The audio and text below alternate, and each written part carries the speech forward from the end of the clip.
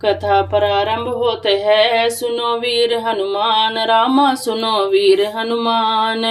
आसन लीजिए प्रेम का, विराज कृपा निधान, सियावर राम जय जय राम, मेरे प्रभु राम सीताराम। बोलिए सियापति रामचंद्र महाराज की जय, बोलिए पवन सुत हनुमान जी की जय, बोलिए सत सनातन धर्म की जय, बोलिए कार्तिक महात्म्य की जय, बोलिए तुलसी माता जी की जय। जी हाँ, 13वां अध्याय।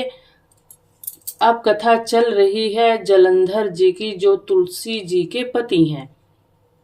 अभी तक आपने सुना कार्तिक व्रत का स्नान और कार्तिक में व्रत आदि की कथा सुनी।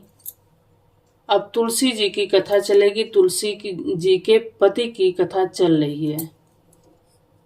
आइए बोलते हैं, सुनते हैं 13वां अध्याय।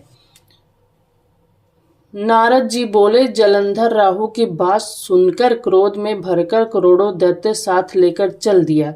जाते समय सामने शुक्र वो राहु आए। जल्दी के कारण जलंधर का पैर फिसल गया और मुकुट भी गिर पड़ा। दैत्यों की सेना के विमान आकाश में ऐसे मालूम होते मानो वर्षा के बादल हों। इंद्र आदि देवता उसकी चतुरता देखकर छिपकर महादेव जी के पास जाकर प्रार्थना करने लगे। देवता बोले, हे स्वामी, इस विपत्ति से हमारी रक्षा करो और जलंधर का वध करो। देवताओं के इस वचन को सुनकर विष्णु भगवान को बुलाकर महादेव जी ने हंसकर कहा कि विष्णु, आपने युद्ध में जलंधर को क्यों नहीं मारा और आप बैकुंठ को छोड़ उल्टे उसके घर जा बसे हो। विष्णु बोले, आपके अंश से जन्म होने के कारण और लक्ष्मी जी के भाई होने से युद्ध में मैंने उसे दैत्य को नहीं मारा, आप ही उसका वध कीजिए। शिवजी बोले, वह बड़ा तेजस्वी है, इन शस्त्रों से नहीं मरेगा। इससे आप वो सब देवता अपने तेज का अंश हमारे लिए शस्त्र बनाने के लिए दीजिए। नारद जी बोले, तब सबने विष्णु सहित देवताओं ने अपने अपने तेज दिए। उनके मिल जाने पर महादेव जी ने भी उसमें अपना तेज छोड़ा। उस बड़े तेज से शिवजी ने एक अति भयंकर सुदर्शन नामक चक्र बनाया। शेष तेज से इंद्र का वज्र बनाया। इसके बाद करोड़ों हाथी, घोड़ा, राथी, रथ और मनुष्यों सहित जलंधर कैलाश पर्वत के पास आया। उसे देख सभी देवता जैसे छिप कर आए वैसे ही चले गए। देवता शिवजी और शिवजी के गण शीघ्र ही अस्त्र शस्त्रों सहित संग्राम में उतरे। नंदी, गणेश, स्वामी, कार्तिक आदि सब देवता शिवजी की आज्ञा लेकर कैलाश से बाहर युद्ध के लिए बढ़े।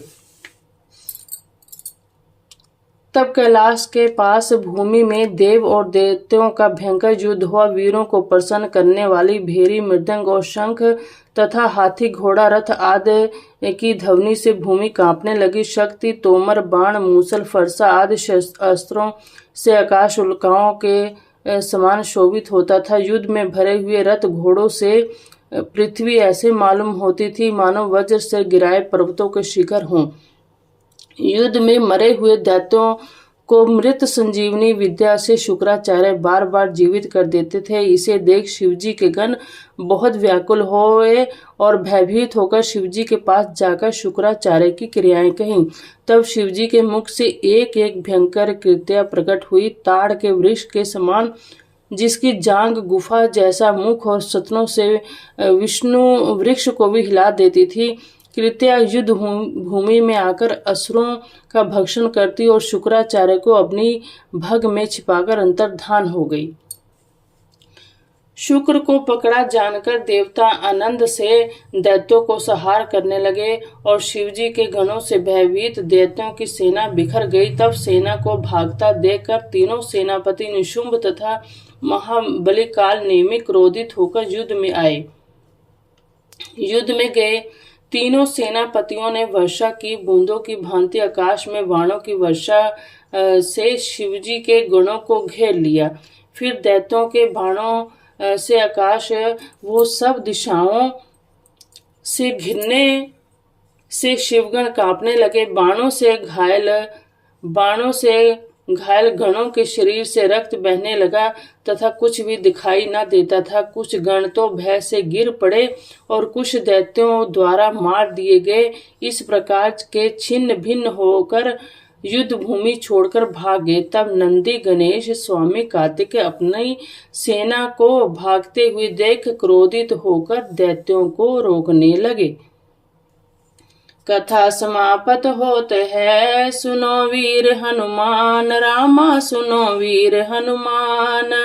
राम लखन सिय जानकी, सदा करे कल्याण। सियावर राम जय जय राम, मेरे प्रभु राम सीताराम। बोलिए सियापति रामचंद्र महाराज की जय। बोलिए पवन सुत हनुमान जी की जय। बोलिए सत सनातन धर्म की जय। बोलिए कार्तिक महात्म्य की जय। बोलिए